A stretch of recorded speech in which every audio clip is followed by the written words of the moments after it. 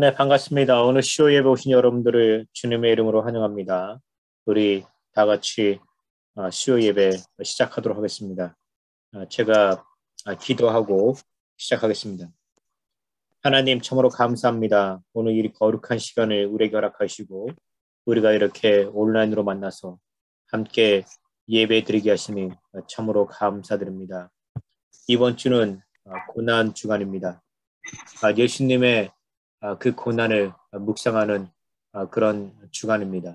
하나님 오늘 우리에게 이 귀한 시간을 통해서 우리에게 주신 예수님, 또 그의 죽음, 그의 고난, 그의 아픔, 또 그로 인해서 우리가 하나님 앞에 담대히 나가고 하나님 앞에 예배할 수 있는 그런 특권과 은혜를 얻었다는 것에 대해서 우리가 깊이 묵상하고 깨닫는 시간 되게 하여 주옵소서.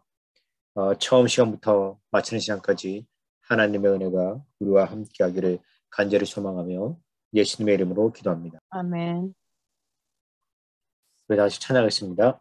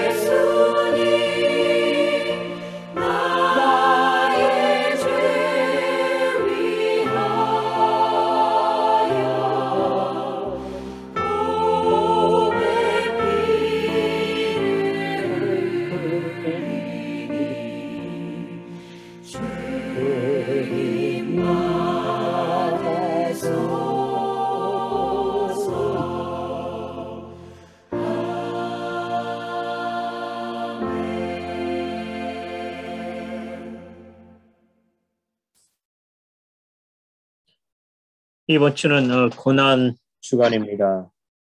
우리가 하나님의 말씀을 묵상하면서 십자가의 그 은혜, 또 그 십자가의 은혜로 우리가 하나님 앞에 구원을 받고 하나님 앞 보좌 앞에 담대히 나아갈 수 있는 그런 은혜와 축복을 특권을 얻게 되었습니다. 오늘 말씀의 주제는 은혜의 들어감입니다.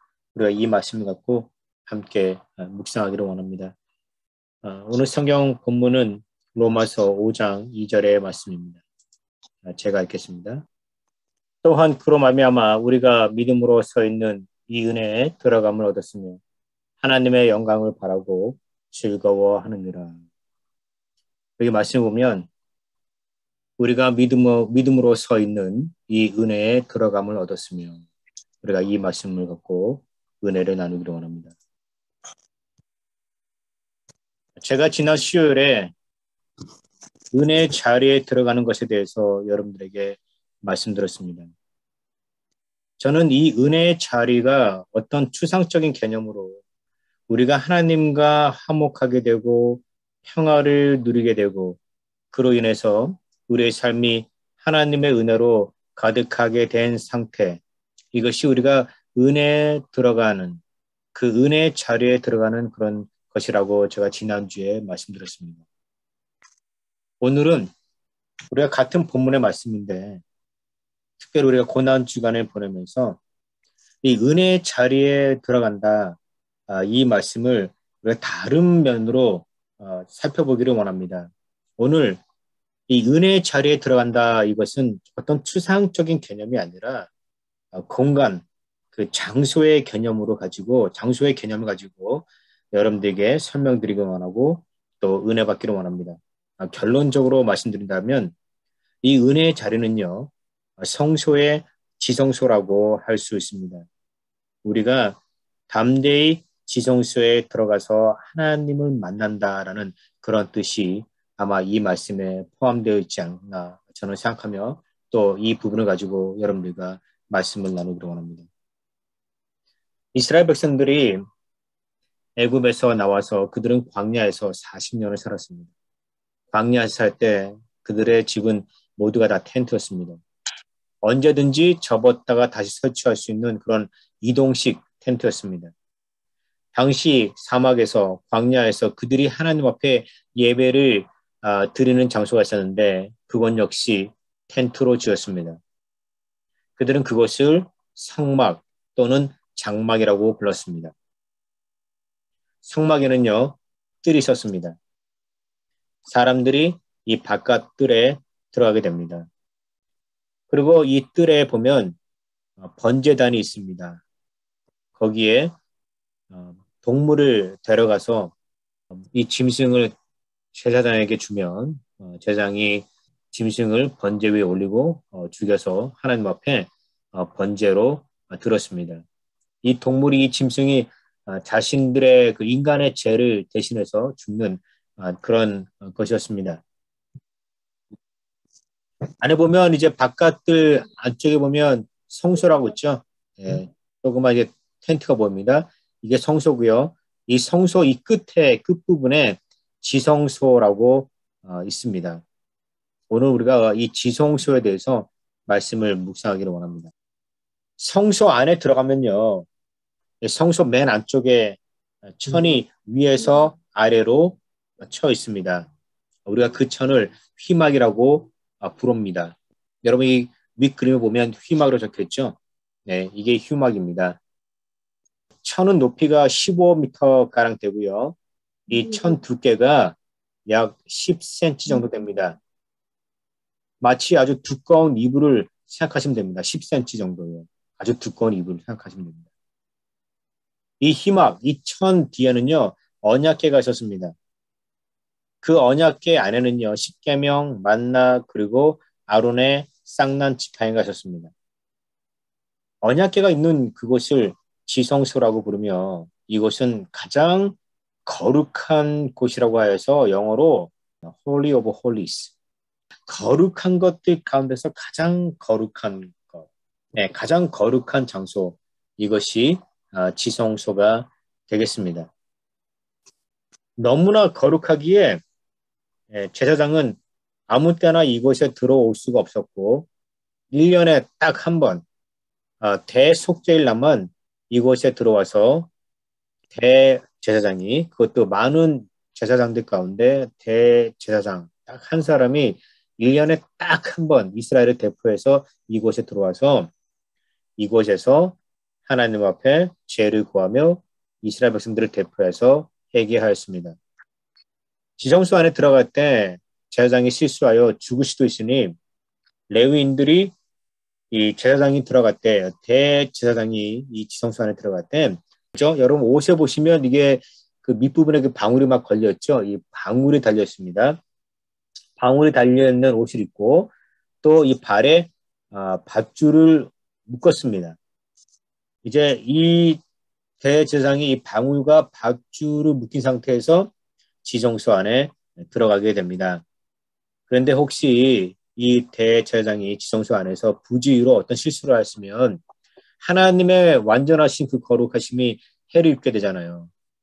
그래서 그는 그곳에서 나오지 못하고 죽게 되었습니다. 하나님의 말씀이에요. 율법에 보면 제사장이 안에서 들어가서 만약에 물건을 잘못 만지다거나 그런 예식을 들었을 경우에는, 순서에 어긋나 예식 들었을 경우에는 그 사람은 그 자리에서 죽을 수밖에 없었습니다. 하나님의 명령이었어요. 가장 거룩한 곳이었기 때문에. 어떠한 실수도, 인간의 아주 자그마한 실수도, 먼지 한 톨의 그 실수도 용납할 수 없는 곳이 바로 이 지성소라는 것이었습니다. 하나님께서 그렇게 정했습니다. 하나님과 만나는 장소, 하나님과 1년에 딱 한 번 만나는 장소이기 때문에 대제사장은 온몸을 다 씻고, 그죠? 완전히 깨끗하게 한 상태에서 이곳에 들어갈 수 있었습니다. 가장 성결하고 가장 정결한 모습으로, 정말 완벽한 모습으로 이곳에 들어가야 됐어요. 그런데 간혹가다 죽을 수도 있어요. 근데 대제사장이 하나님의 벌을 받아서 이 지성소 안에 죽잖아요.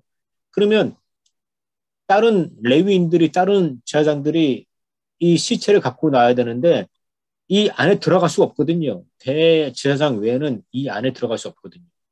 그러니까 이 밧줄에 의지하여서 만약에 방울 소리가 안 나잖아요. 그죠? 나와야 되는데 안에서 움직이는 소리가 안 들려요. 방울 소리가 안 들려요. 그럼 죽은 거예요. 네, 분명히 뭔가 실수해가지고 하나님이 이 대제사장을 죽인 거예요. 그러면 방울 소리가 안 들리면 이제 그 성소 밖에 있는, 이 지성소 밖에 있는 다른 제사장들, 레위인들이 이 밧줄을 끌어당기는 거죠. 그 시체를 끌어당기는 거예요. 그만큼 이 지성소는요, 하나님과 만나는 그런 장소였으면서 가장 흠이 없고 가장 어떠한 먼지 한 톨의 그 실수도 용납돼서는 안 되는 곳이 이 지성소였습니다. 대제사장이 이곳에 들어갈 때 얼마나 긴장했겠습니까? 얼마나 그냥 뭐 땀을 흘리면서 정말 아주 초긴장 상태로 이 지성소에 들어가서 하나님을 만났다는 것이죠. 1년에 딱 한 번, 그것도. 2절 말씀에서 우리가 하나님의 은혜에 들어간다라고 그렇게 말씀하고 있어요. 이 말은 어떤 특권을 얻어서 지속적으로 반복적으로 어느 장소에 자유롭게 출입할 수 있는 지위, 특권을 의미한다는 말이에요. 로마서 5장 2절 말씀이에요.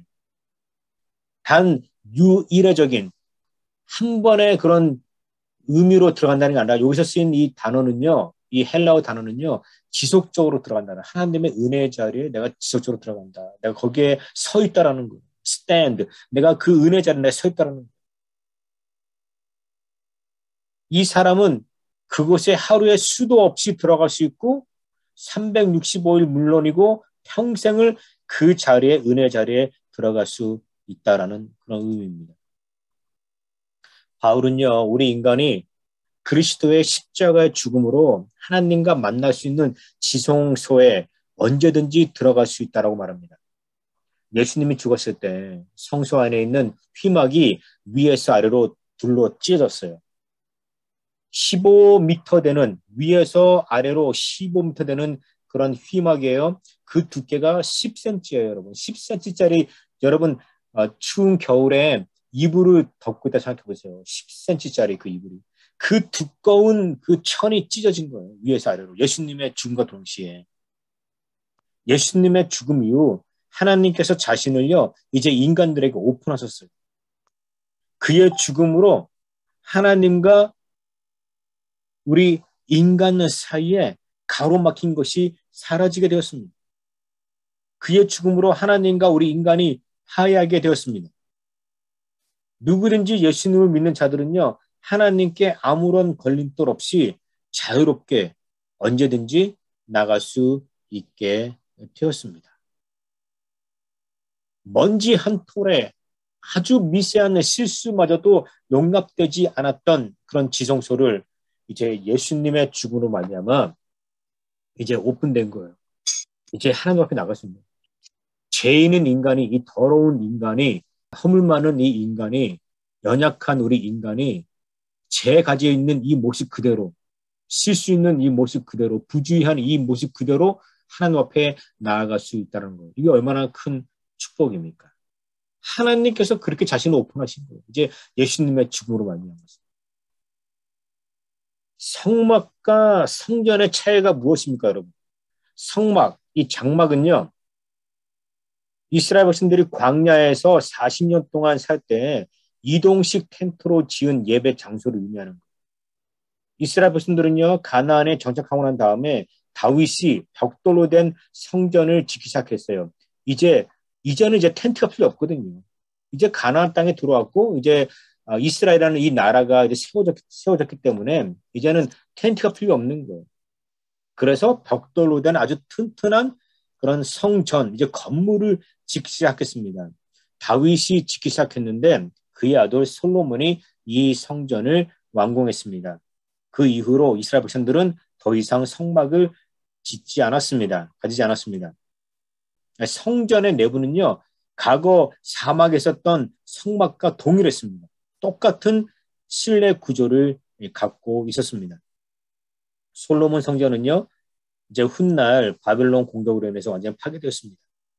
바벨론에서 포로로 돌아온 사람들이 수룹바벨을 중심으로 해서 다시 성전을 보수했는데 보수한 성전의 이름을 수룹바벨 성전이라고 부릅니다. 수룹바벨 이 사람이 지도하에 이 솔로몬의 성전을 다시 재건했거든요. 그래서 그 성전 이름을 수룹바벨 성전이라고 부릅니다. 그리고 나중에 헤롯 대왕이 그 같은 자리에 그 수룹바벨 그 성전 그 같은 자리에 성전을 더 크게 중축하여서 헤롯 그 성전을 지었습니다. 그래서 이스라엘의 역사는요, 세 개의 성전이 있었습니다. 뭡니까? 솔로몬 성전, 수룹바벨 성전, 그 다음에 헤롯 성전이 있습니다. 그 다음에 솔로몬 성전 그 전에는요, 광야에서 사용됐던 그 텐트로 지었던 성막이 있습니다. 시편 100편은요, 이스라엘 백성들이 성전에서 하나님을 찬양하는 이미지가 담겨 있습니다. 제가 읽어볼게요. 온 땅이여 여호와께 즐거이 찬송을 부르짖어다. 기쁨으로 여호와를 섬기며 노래하면서 그의 앞에 나갔지어다. 여호와가 우리 하나님이신 줄 너희는 알지어다. 그는 우리를 지으시니요 우리는 그의 것이니 그의 백성이요 그의 기르시는 양으로다. 감사함으로 그의 문에 들어가며 찬송함으로 그의 궁전에 들어가서 그에게 감사하며 그의 이름을 송축할지어다. 여호와는 선하시니 그의 인자하심이 영원하고 그의 성실하심이 대대에 이르리로다. 4절 말씀에 그의 궁전에 들어간다라고 말하고 있습니다. 이 찬양 있죠. 감사함으로 그 문에 들어가면 이 찬양이에요. 이 하나님의 궁전, 하나님의 성전에 들어간다라는 거예요. 이 아마 솔로몬 성전을 의미하는 거죠. 이 솔로몬 성전, 그 당시에 이 시를 지었던 사람이 솔로몬 성전을 바라보면서 아마 이 시를 지었을 것 같아요. 근데 여러분들 아시다시피 성전 내부에는요, 일반인들이 들어갈 수 없었어요. 오직 레위인들, 그 성전의 기구를 만지는 사람들, 그들을 대표하는 제사장들만 이 성전 안에 들어갈 수 있었어요. 그리고 일반인들은 어디 들어갈 수 있느냐? 이 성전 뜰까지 들어갔어요. 성전 뜰. 이 성전 뜰에서 뭐 번제단이 있고 동물을 잡아 죽이고, 그죠? 거기까지는요, 사람들이 들어갈 수 있었다라는 거예요. 그러면 이 사람들이 감사함으로 그 문에 들어가서 하나님을 송축했다고 그러잖아요. 그러니까 성전까지도 못 들어간 거예요. 그냥 성전 뜰에서 사람들이 그 안에 들어가서 성전 뜰에서 하나님을 찬양하고 하나님 앞에 예배했다라는 것입니다. 성소도 들어간 거죠. 성소도 못 들어갔어요. 그죠? 왜냐하면 레위인만 들어갔기 때문에. 또 심지어 지성소는요, 레위인 가운데서도 제사장들 가운데서도 대제사장만 들어갈 수 있었다는 거예요. 그죠? 이게 당시에 구약의 율법이었어요. 사람들은요, 성소 뜰에서만 하나님을 예배했다는 것이죠. 성소 마당에서만. 여러분 그림의 마당 보시죠? 저 넓은 마당에서 하나님 앞에 예배했다는 거예요. 예수님의 죽음으로 성전 내부뿐만 아니라 이제 성전의 그 지성소까지 완전히 공개된 거예요. 성소는 레위인만 들어가셨어요. 제사장만 들어가셨어요. 이제 이 성소도 이제 일반인들 다 들어갑니다. 심지어 지성소, 여러분 그림 보시면 지성소의 그 천막이 옆으로 탁 쳐져 있죠. 오픈되어 있는 거예요. 예, 언약궤가 보이잖아요. 예, 천사의 그 두 날개가 그 언약궤를 딱 감싸고 있죠. 완전히 오픈된 거예요. 이 사람들이 이제 그 안에 들어가서 하나님 앞에 예배하고 하나님 앞에 찬양하셨다는 거예요. 자유롭게. 인간은 언제든지 하나님을 만날 수 있는 거예요. 예수님의 죽음으로 말미암아서 우리 인간은 우리의 이 죄의 모습 그대로, 이 더러운 이 모습 그대로 이제 담대히 하나님 앞에 나아가게 되는 거예요. 사도 바울은요, 2절 말씀에서 우리가 은혜의 자리에 들어간다라고 그렇게 말하고 있습니다. 예배소서 3장 12절 말씀에 이렇게 말하고 있죠. 우리가 그 안에서 그를 믿음으로 말미암아 담대함과 하나님께 당당히 나아감을 얻었느니라. 히브리서 4장 16절 말씀에 그러므로 우리가 긍휼하심을 받고 때를 따라 돕는 은혜를 얻기 위하여 은혜의 보좌 앞에 담대히 나갈 것이라. 예수님의 죽음으로 말미암아 우리가 담대히 하나님 보좌 앞에 나간다는 거예요. 얼마나 큰 은혜입니까? 얼마나 큰 축복입니까? 미국의 놀이동산 가면요, 애뉴얼 패스가 있어요. 애뉴얼 패스. 일정 금액을 내면요, 그 패스를 갖게 됩니다. 언제든지 내가 이 패스 가지고 들어갈 수 있다는 거예요. 제한이 없는 거예요. 언제든지 갈 수 있다는 거예요. 얼마나 좋은 겁니까? 저는요, 우리 예수 그리스도를 믿는 우리 그리스도인들에게 하나님을 만날 수 있는 이 패스가 주어졌다고 생각해요. 저는 믿습니다. 예수님을 믿는 모든 사람들은요, 성전을 언제든지 들어갈 수 있는 거예요. 성전에 들어가서 하나님 만나는 거예요. 이제 언제든지 내가 하나님의 이름을 부를 수 있고 하나님 앞에 예배할 수 있다는 거예요. 여러분 아시죠? 옛날에 구약시대 때 사람들이 하나님의 이름을 감히 부를 수가 없었어요. 지금 이제 미국 교인들하고 히브리어로 헬라어로 이제 성경 공부를 하고 있어요. 우리 한국 교인들하고는 제가 헬라어로 주기도문을 제가 8번 가르쳤습니다. 네. 우리 미국 교인들하고 또 했고 또 저는 이제 요한복음 가지고 이제 헬라어로 그리스어로 성경 공부를 인도하고 있어요. 종종 이제 히브리어 갖고도 얘기하고 있는데 여러분 아셔야 돼요. 옛날에 구약시대 때 사람들은요 하나님의 이름을 부를 수가 없었어요. 하나님은 너무너무 거룩하신 분이에요. 너무너무 위대하고 찬란하고 높으신 분이에요. 그래서 하나님의 존재는 알고 있는데 하나님의 이름을 부를 수가 없는 거예요. 하나님 불러야 된다. 우리는 지금 하나님 부르잖아요. 기도할 때 막 주여 어떤 분들 기도하다 보면 본인 기도하잖아요. 그러면 한 문장 할 때마다 주여, 주여, 주여, 아버지 하나님, 아버지 하나님 막 기도할 때 그 각 문장마다 주여, 아버지 하나님 계속 나오는 거예요. 예. 근데 그 자체가 얼마나 은혜스러운 거예요. 우리가 하나님의 이름 마음대로 부르잖아요. 그죠? 근데 구약시대 때는 그렇게 부르는 것이 신성모독이었어요. 영어로 말하면 블래스퍼미라고 해요. 블래스퍼미. 신성모독이었어요. 그래서 모세가 하나님 앞에 딱 섰는데 하나님께서 모세를 애굽에 보내는 거예요. 근데 모세가 물어본 거예요. 도대체 애굽 사람들이 누가 나를 보내서 왔습니까? 라고 할 때 나는 뭐라고 얘기합니까? 그렇게 물어보는 거예요. 지금 모세는 하나님과 호렙산에서 만나서 그 불꽃 앞에서 얘기하고 있는데 하나님과 앞에 섰는데 하나님의 이름을 모르는 거예요. 너무너무 거룩한 분이기 때문에 제가 만약에 우리 홍덕희 장로님, 그죠? 우리가 백종문 지사님, 제가 이름을 이렇게 부르잖아요. 그죠? 이름 부르잖아요. 근데 여러분 잘 생각합시다. 우리 100년 전에, 200년 전에 우리가 어르신들한테는요 함부로 이름 못 불렀어요. 아십니까, 여러분?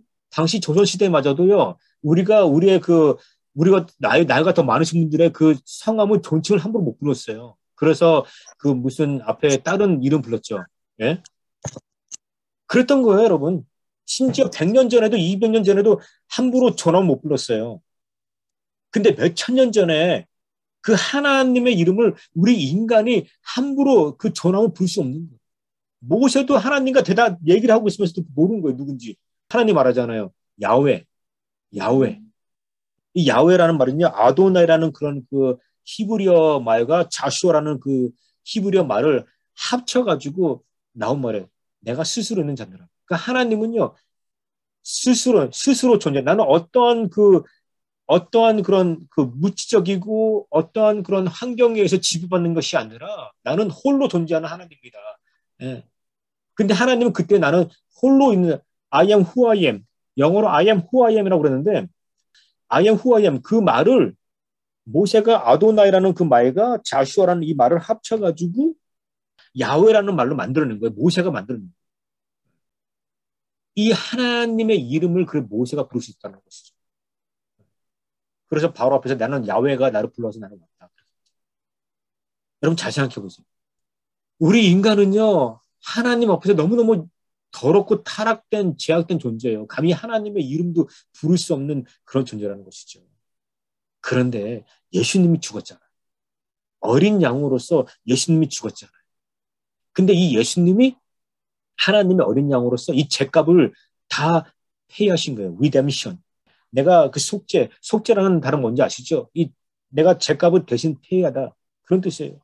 그래서 이제 우리가 이 예수님의 그 죄값을 다 지불했기 때문에 우리는 영원토록 하나님 만날 수 있는 패스를 가진 거예요. 하나님 만날 수 있는 패스.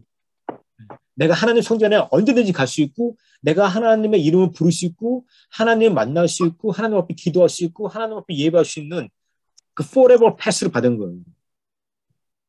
forever 패스를 받은 거예요. 성전에 담대하게 내가 나아갈 수 있는 그런 패스를 받은 겁니다. 얼마나 큰 은혜입니까? 얼마나 큰 축복입니까? 오스트리아 종교 철학자 그 마틴 부버는요, 나와 너라는 그런 책을 지었어요. 그는 사람들에게는 나와 너, 나와 그것, 나와 그분의 관계가 존재한다고 말했습니다. 이 나와 너라는 이 관계는요, 내가 다른 사람들과의 관계를 의미하는 거예요. 나와 그것의 관계는요, 내가 이 우주 만물과의 그 관계를 의미하는 거예요. 내가 이 자연과의 관계를 의미하는 거예요. 마지막 세 번째, 나와 그분은요, 내가 하나님과의 관계를 의미한다. 이 마틴 부버는요, 이렇게 얘기하죠. 나와 너, 나와 그것, 나와 그분. 이 세 가지의 관계를 말하면서 우리 인간이 이 어느 것 그 하나만이라도 그 부서지고 이 관계가 끼어지면요, 우리 인간은 큰 고통을 당하게 된다는 거예요. 근데 가장 중요한 관계가 있는데 그것은 나와 그분이라는 거예요. 나와 그분, 나와 하나님. 나와 하나님과 이 관계가 단절되잖아요. 그럼 우리 인간은요, 소망이 없는 거예요. 절망의 상태에 빠지는 거예요. 완전히 죽음이라는 것이죠. 우리 인간은요, 하나님과의 관계를 유지할 때 삶의 진정한 소망과 행복과 기쁨을 경험할 수 있습니다. 하나님께서 먼저 이 관계를 위해서 노력하셨고 예수님을 통해 만드셨어요. 예수님을 통해 만드셨어요. 그의 독생자 예수 그리스도를 이 땅에 보내셨고 십자가에 달려 죽이시기 한 거예요. 하나님의 어린 양으로서 번제단에 십자가는요 번제단에 올려가지고 예수님을 죽이신 거예요. 두 번째, 예수님은요 하나님과 인간의 관계를 회복하셨습니다. 예수님은요 인간의 죄를 위하여 십자가에 달리셨는데 자그마치 6시간 동안 달리셨어요. 큰 고통을 겪으셨습니다. 그리고 죽으셨어요. 성경은요 그가 현대 시간으로 오전 9시에 십자가에 달리셨고 오후 3시에 죽었다라고 말하고 있습니다. 금요일 날 오전 9시에 십자가 달리셨고 오후 3시에 죽었다라는 거예요. 마가복음 15장 25절에 때가 제3시가 되어 십자가에 못 박으느라 이렇게 말하고 있죠. 또 마가복음 15장 33절에서 37절 말씀 제6시가 되매 온 땅에 어둠이 임하여 제9시까지 계속되더니 예수께서 큰 소리를 지르시고 운명하시다. 유대인의 시간은요. 현대 시간으로 오전 6시가 아침 6시가 0시에 0시 자정입니다. 그래서 제3시는요. 0시가 되는 거예요. 오전 6시가 0시가 되는 거예요. 그래서 제3시는요. 현대 시간으로 오전 9시 제9시는요. 오후 3시가 되는 거예요. 그래서 예수님은요. 오전 9시부터 오후 3시까지 총 6시간 동안 십자가에 달리신 것입니다. 요한복음에는요. 이렇게 기록되어 있어요. 빌라도가 예수님을 십자가에 못 박도록 내어준 시간이 제6시라고 기록되어 있어요. 요한복음 19장 14절에 16절. 이날은 유월절의 예비일이요 때는 제6시라 빌라도가 유대인들에게 이르되 보라 너희 왕이로다. 저희가 소리 지르되 없이하소서 저를 십자가에 못 박게 하소서. 이에 예수를 십자가에 못 박히게 저희에게 넘겨주느라. 여러분 이렇게 기록하고 있습니다. 여러분 이 말씀은요. 이 요한복음의 말씀은요. 언뜻 마가복음을 비롯한 공간복음 마태 마가 누가복음 이게 공간복음이죠.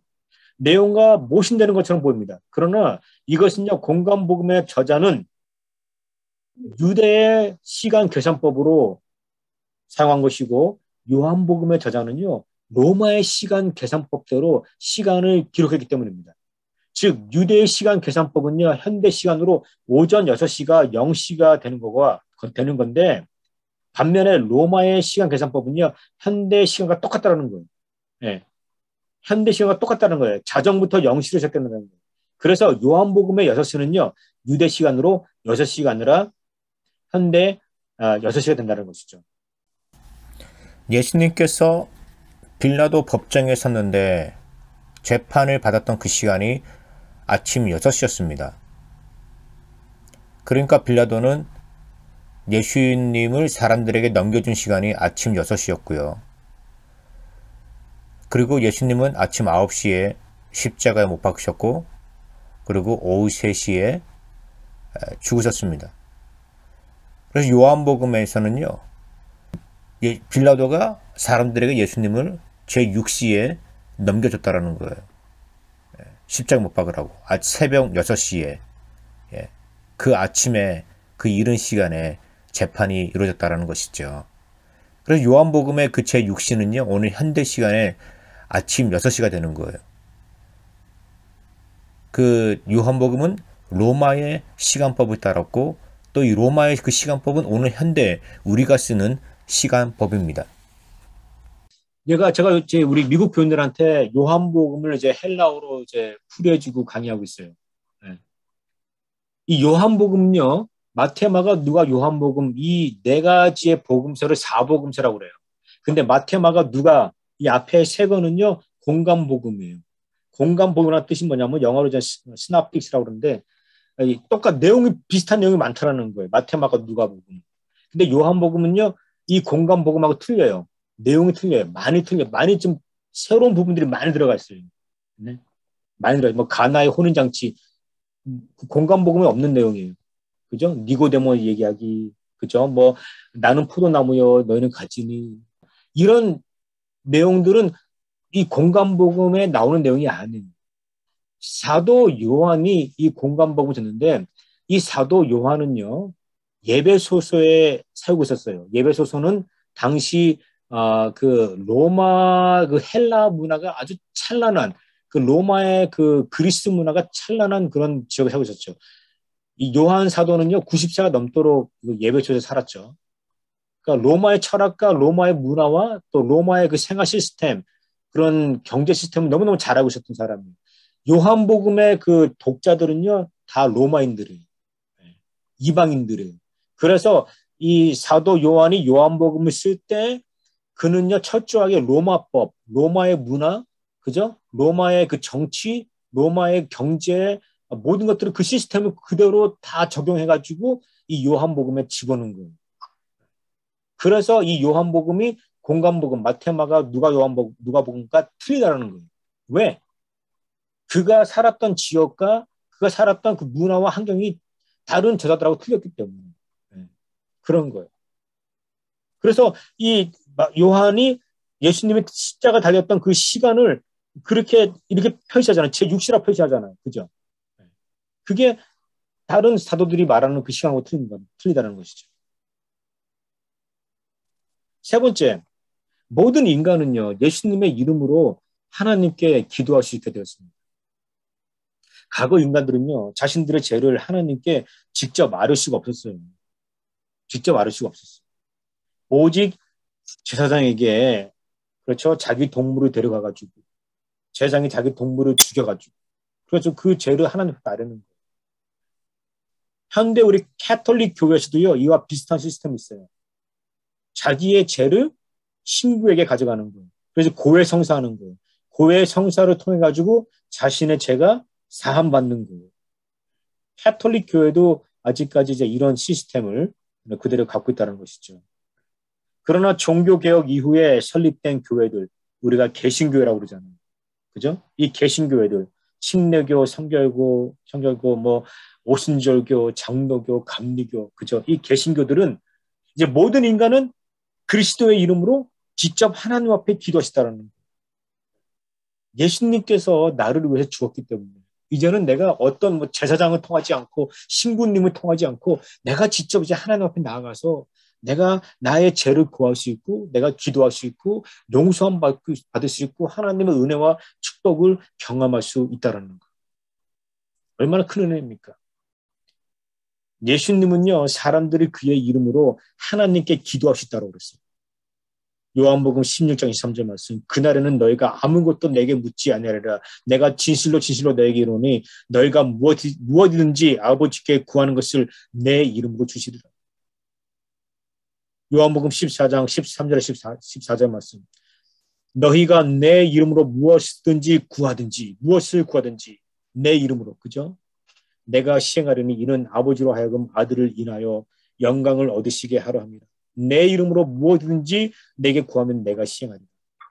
할렐루야. 예수님 이름으로 기도한다는 것이라고 무엇입니까? 우리가 예수님 이름으로 기도하잖아요.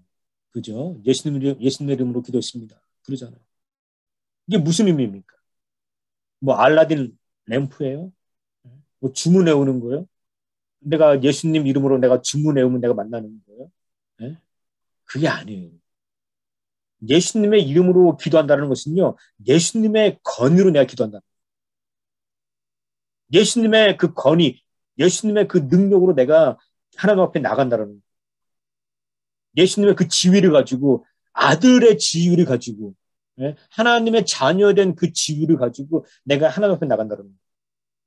우리는 하나님의 아들, 예수님의 이름으로 하나님 앞에 나왔사오니 우리의 기도를 들으십시오. 내가 당신의 자녀입니다. 내가 당신의 아들입니다. 내가 이 권위를 당신 앞에 기도합니다. 나의 기도를 들어주십시오. 이 뜻이에요, 여러분. 예수님의 이름으로 기도할 때 하나님께서 우리에게 허락하신 약속이 있어요. 첫 번째, 모든 것을 우리 인간에게 주신다라고 말했습니다. 로마서 8장 23절 말씀. 자기 아들을 아끼지 아니하시고 우리 모든 사람을 위하여 내어 주시니가 어찌 그 아들과 함께 모든 것을 우리에게 은사로 주지 아니하시겠느냐. 그죠? 그거예요, 여러분. 우리가 하나님 앞에 달라고 기도하잖아요. 하나님 다 주신다는 거예요. 근데 왜 우리가 못 받습니까? 야고보서 4장 2절 말씀. 우리가 얻지 못하는 것은 우리가 구하지 아니하기 때문에. 하나님 앞에 기도하지 않기 때문에, 하나님 앞에 무릎 꿇지 않기 때문에, 하나님 앞에 간구하지 않기 때문에 우리가 못 얻는 거예요. 우리가 예수님으로 기도할 때 하나님께서 주시는 약속은 무엇입니까? 우리에게 좋은 것을 주신다는 거예요. 좋은 것을 주신다는 거예요. 마태복음 7장 9절과 10절 말씀. 너희 중에 누가 아들이 떡을 달라 하면 돌을 주며 생선을 달라 하면 뱀을 줄 사람이 있겠느냐. 그거예요. 우리 하나님 우리에게 돌을 주지 않는다는 거예요. 하나님 우리에게 뱀을 주지 않는다는 거예요. 우리에게 떡을 주시고 우리에게 생선을 준다는 거예요. 우리가 원하는 것, 그 좋은 것을 우리 하나님께서 우리에게 주신다는 것입니다. 여러분, 제가 다시 말씀드릴게요. 우리가 지금 고난주간을 보내고 있어요. 이 고난주간이 우리에게 어떤 의미인지 여러분 우리가 알으셔야 돼요. 금요일날 예수님께서 오후 3시에 죽잖아요. 이것은요, 우리 인간의 인류 역사에서 가장 획기적이고 가장 그 핵심의 그 역사예요. 금요일날 오후 3시가. 그 예수님의 죽음으로 말미암아 그 성막에 그 성전의 휘장이 찢어지잖아요. 우리 하나님의 지성소가 그 가장 거룩한 그 먼지 하나 없는 그 깨끗한 그 지성소가 하나님의 거룩하심이 우리 인간에게 오픈된 거예요. 우리가 하나님 앞에 나가셨다는 거예요. 이제 우리가 하나님의 이름을 부른다는 거예요. 얼마나 축복입니까? 예수님의 이름을 부르면서 우리가 하나님 앞에 예배한다는 거예요. 예수님의 이름을 부르면서 우리가 하나님 앞에 기도하는 거예요. 내가 하나님의 자녀입니다. 내가 그 자녀의 권세를 가지고 내가 하나님 앞에 기도합니다. 얼마나 큰 축복입니까? 오늘 그 은혜와 그 축복과 그 특권이 우리에게 주어진 거예요. 예수님은요, 지금 2000년 전 오늘 수요일 날 예루살렘에서 제자들과 함께 시간 보내면서 참 마음이 쓸쓸했을 거예요. 이제 마음이 아팠을 거예요. 나는 이제 얼마 있으면 나는 이제 앞으로 이틀 후에 난 잡힌다. 나는 십자가에 못 박힌다. 얼마나 예수님 힘드시겠습니까? 마음 아프시겠습니까? 그러나 그의 그 순종과 죽기까지의 그 순종과 그의 그 아픔과 상처가 있었기 때문에 오늘 우리에게 이런 큰 은혜가 있다는 거예요. 하나님 보좌 앞에 담대히 나갈 수 있는 그런 은혜가 생긴 거예요. 얼마나 큰 축복입니까? 말할 수 없는 축복이죠. 주의 이름을 부르는 자는 구원 얻으리로다. 그죠? 예수님의 이름을 부르면서 하나님 앞에 기도하셨잖아요. 얼마나 큰 축복입니까? 하나님의 이름 부를 수도 없었어요, 우리 인간이. 그죠? 스코틀랜드 에딘버러 광장에 개 조각상이 있습니다. 이 개 이름이 보비예요, 보비. 당시 아주 작은 떠돌이 개였습니다. 떠돌아 다니다가 얼마나 굶주렸겠습니까? 이 보비가 아주 말랐습니다. 이 조크라는 한 노인이 보비를 발견하고 식당에서 저녁 한 끼 식사를 사줬어요. 자기 음식을 이 보비와 나눠 먹었습니다. 근데 이 보비가 너무너무 고마운 거예요. 제가 이 보비 보니까 꼭 우리 누리처럼 생겼어요. 우리 강아지 누리처럼 생겼어요. 보비가 너무너무 예쁜 거예요. 이 보비가 이 노인, 이 조크라는 이 노인을 쫓아다닙니다. 밥 한 끼 써줬다고 쫓아다니는. 근데 이 얼마 후에 이 노인이 죽었습니다. 문상객들이 노인의 시신을 운구할 때 이 보비가 이 노인의 시신을 조조조 쫓아갑니다. 장례를 치렀어요.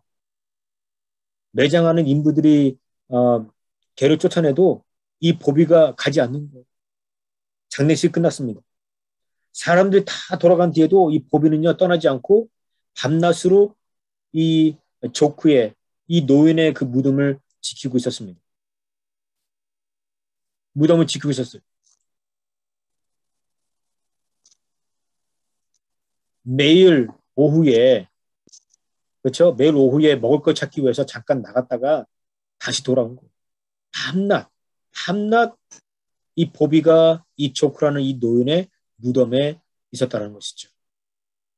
이 보비의 행동에 감동한 마을 사람들이 이 보비를 위해서 작은 집을 지어줬어요. 그리고 이 보비가 이 조크 노인의 그 무덤에서 자그마치 14년을 살았어요. 14년을 살은 거예요. 하루같이 모비를 지켜준 거예요. 보비가 그 조크의 모비를 지켜주었습니다. 마을 사람들은요, 자신에게 식사 한 끼 따뜻하게 해준 그 친절에 그토록 헌신적이었던 그 보비를요, 나중에 이 보비가 죽고 난 다음에 노인 옆에 묻어주었어요. 그리고 이것이 기념하기 위해서 그 에딘버러 광장에 조각상을 세웠어요. 보비의 조각상을 세웠어요. 그리고 우리 이 보비를 바라보면서 우리 인간에게 가르침을 주는 거죠. 은혜에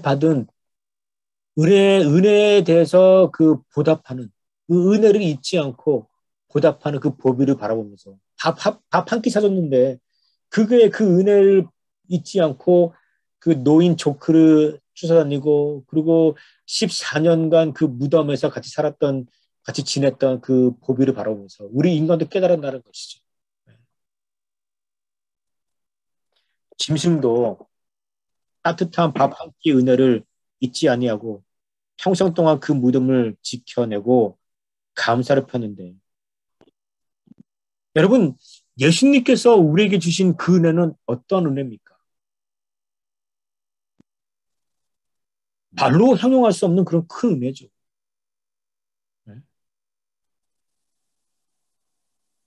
감히 그 세상에 어떤 그런 그 말로서 수식어로서 설명할 수 없는 그죠? 감당할 수 없는 그런 큰 은혜 아닙니까? 축복 아닙니까? 그죠? 예수님께서 우리를 위해서 죽으셨어요. 하나님께서 그의 도생자를 죽이셨어요. 네. 얼마나 큰 은혜입니까? 얼마나 큰 축복입니까? 독생자를 주심으로 엄청난 대가를 지불하시고 우리를 살리신 거예요. 우리에게 생명을 주신 거예요.